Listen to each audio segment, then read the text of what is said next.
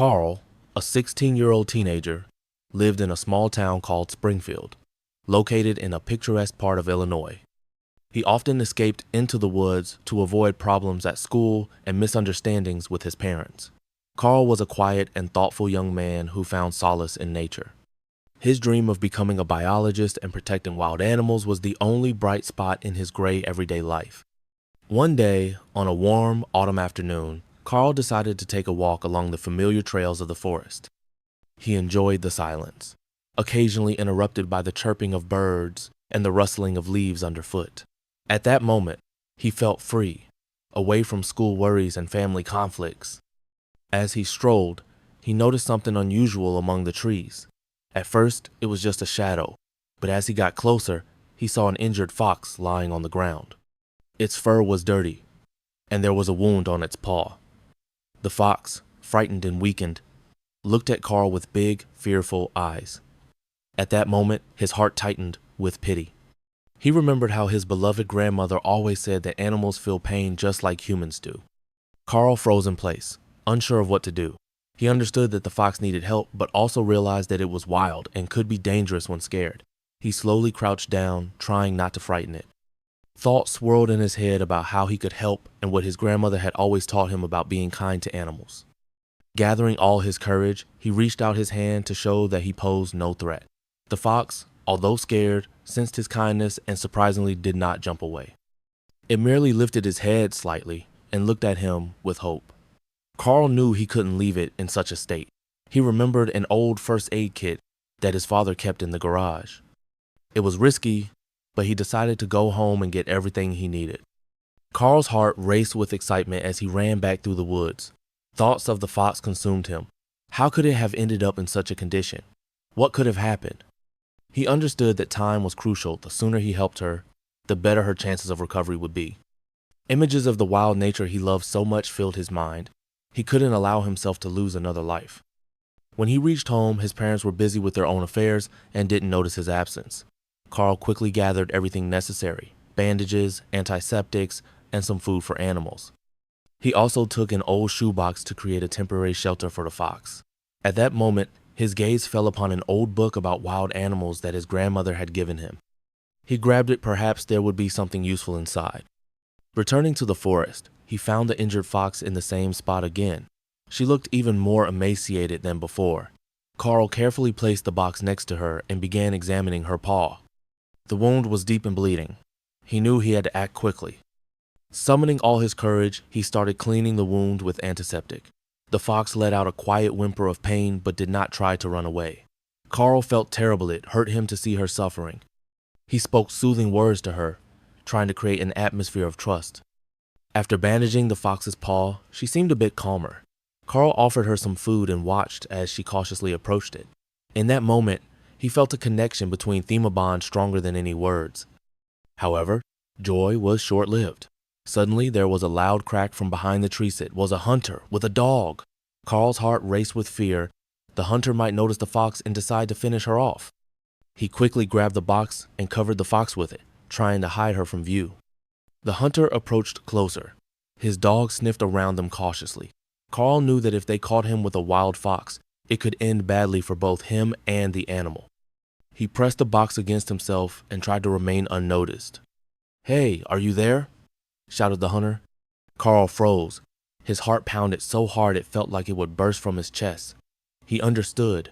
If the hunter saw him now, everything would be lost. "I'm just taking a walk," he replied in a trembling voice. The hunter frowned and continued looking around. At that moment, suddenly the dog started barking loudly and dashed toward the trees. The hunter took off after it. Karl felt a rush of relief. He had a chance. Quickly lifting the box with the fox into his arms, he ran deeper into the woods away from danger. But now he faced another problem. How could he save the fox and ensure her safety? He knew one thing: he needed to find shelter until her wound healed completely. As he made his way through thick underbrush and bushes, Karl stumbled upon an old abandoned cabin. It looked sturdy enough and could serve as temporary shelter for him and the fox. Rushing up to the door, he cautiously pushed it. Open it creaked loudly. Inside was dark and dusty. The floor was covered with fallen leaves and cobwebs. But this place seemed safe compared to open woods outside. Karl carefully set down the box on the cabin floor and opened its lid. The fox looked frightened in this new environment. She pressed against one wall of the cabin and stared at Karl with wide eyes full of fear and distrust. He spoke softly again. "Don't be afraid. I'm here just to help you." At that moment, there was another loud crack outside. The hunter had returned. Karl's heart sank in terror. They were trapped. He quickly closed the cabin door and listened intently for sounds outside. The hunter was talking loudly with his dog. "Where did you smell her? She couldn't have gone far." Karl realized if the hunter decided to check inside, there was no time for hesitation. He quickly scanned around for something suitable for protection or distraction from attention. On a table lay an old broom. Karl grabbed it while thinking about how to divert attention away from their hiding place. Suddenly, an idea struck him. He could use the broom as bait. He opened one window just enough for it to fit through, then began tapping it against one wall outside. "Hey, over here," he whispered loudly. The dog immediately perked up. Its ears stood straight up in anticipation of its owner's command. The hunter turned toward the sound. What was that? Karl knew. Time was running out. He threw down the broom far from cabin, then closed window as quickly as he'd opened it. The dog dashed after broom. Following closely behind came hunter toward sound. Karl sighed with relief. Now he'd have some time to take care of Fox again. Returning back, "It's going to be okay. I'll save you." But then something unexpected happened. Suddenly Fox began struggling out of box. She clearly felt better after receiving help wanted out. Karl panicked. No, you can't leave." But Fox had already escaped from box running towards cabin door. She stopped at threshold, turning back at him, determinedly looking into eyes full resolve. In that moment, Karl realized perhaps she knew way towards salvation for both. The forest around them was full of sounds, the rustling of leaves, the cracking of branches, and distant voices of a hunter with a dog. Each step was difficult for him. He knew time was running out. The fox ran quickly and confidently, leading Karl through dense thickets and mossy clearings. He tried not to fall behind her, even though his legs were starting to tire. Suddenly, the fox stopped and turned around, as if waiting for him. "Where are you taking me?" Karl asked, panting. The fox ran ahead again, and Karl realized she knew something important. He followed her along the forest paths until they reached a small clearing with a stream. The water in the stream was clear and transparent. This place looked safe. The fox approached the water and began to drink. Karl also leaned down to take a sip. At that moment, he noticed the reflection of the fox in the water. Her eyes shone with determination and strength. "We can do this," he said aloud, encouraging himself. But the joy was short-lived. From behind the trees came another crack. The hunter was back. Karl felt a surge of fear. They had to hide. "Faster," he whispered to the fox. They dashed deeper into the forest, trying to remain unnoticed. The fox led him further away from the clearing and soon brought him to an old abandoned den under the roots of a huge tree. This place looked well hidden from the hunter's eyes. "Here we are safe," said Karl as they took shelter inside the den. The fox settled next to him. Her breathing became even and calm. Karl felt better being near her. They were a team, and together it was easier to cope with fear. However, soon they heard footsteps approaching. It was the hunter. Karl's heart raced again. He knew he had to come up with a plan. He pressed the fox against him and whispered, "We have to be quiet." The hunter passed by their hiding place, his dog sniffing around suspiciously. Karl knew if the dog found them, they would be in great danger. Suddenly, the hunter stopped right by the tree. "I know you're here. You can't hide forever." Karl froze in fear. He understood that if the hunter decided to check the den, he had no choice. He had to distract the hunter once more. Gathering his courage, he quietly crawled out of the den and started moving toward the hunter. "Hey, over here." The hunter turned around in surprise. "Who's there?" Karl quickly dashed in another direction away from the fox's den, hoping to draw the hunter's attention onto himself. He ran as fast as he could.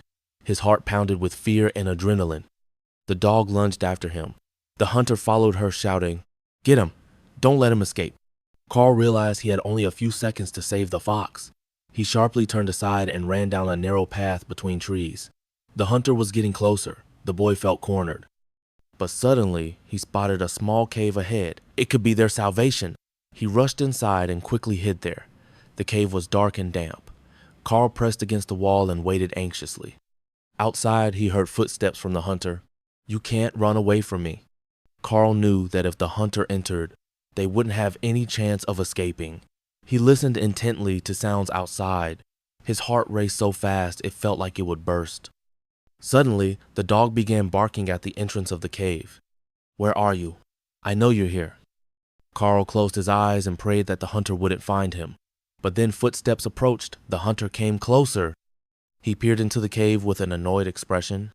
I'll find you. At that moment, an idea struck Karl. He could use stones around him to make noise. Quickly picking up several small stones from the cave floor, he threw them in another direction away from the entrance. The stones clattered against cave walls. Their sound caught the dog's attention. She dashed toward them excitedly. Come on, search. The hunter followed her in that direction. Karl had a chance to escape. He carefully crawled out of the cave and looked around after all that chaos. The forest was quiet again. The fox still remained under tree roots. She looked scared but ready to follow him further. We need to get out of here, Karl said to her. They started moving through the forest again. Now they were more cautious after their encounter with the hunter. Every rustle made them alert. They knew danger was still nearby. Soon they reached a river, a wide stream of water with swift currents. This place looked safe for resting and hiding from the hunter. We need to cross this river, said Karl, looking at the fox. She gazed back at him with understanding. They found a spot where currents were calmer and began carefully crossing over rocks. The water was cold and refreshing. Karl felt alive after everything they had been through. When they reached the other bank, he turned back toward river. We did it! The fox wagged her tail joyfully. She too felt better after this ordeal. Now they needed to find new shelter far away from their pursuer. They continued their journey through woods until they stumbled upon a small clearing surrounded by tall trees. It seemed like an ideal spot for temporary shelter. Here we can rest for a bit, said Karl as he settled down next to his companion under some bushes. He felt tired after a long day of adventures, but also satisfied that he managed to save his friend from danger posed by hunters. Now they were together against all odds, a team searching for freedom and safety. Karl and the fox settled in a clearing, hiding under thick bushes. The boy listened to the sounds of the forest, his heart racing from what he had experienced. He knew that the hunter would not give up so easily. Suddenly, he heard footsteps. It was a group of people who were clearly searching for them. We have to be careful, Karl whispered, pressing the fox against him. She looked at him with worry in her eyes. The footsteps grew closer, and soon Karl saw the silhouettes of people moving toward the clearing. They were hunters with dogs. They were talking among themselves, discussing their plan to find the fox and her protector. I'm sure they're somewhere around here, one of them said. We can't let that fox escape.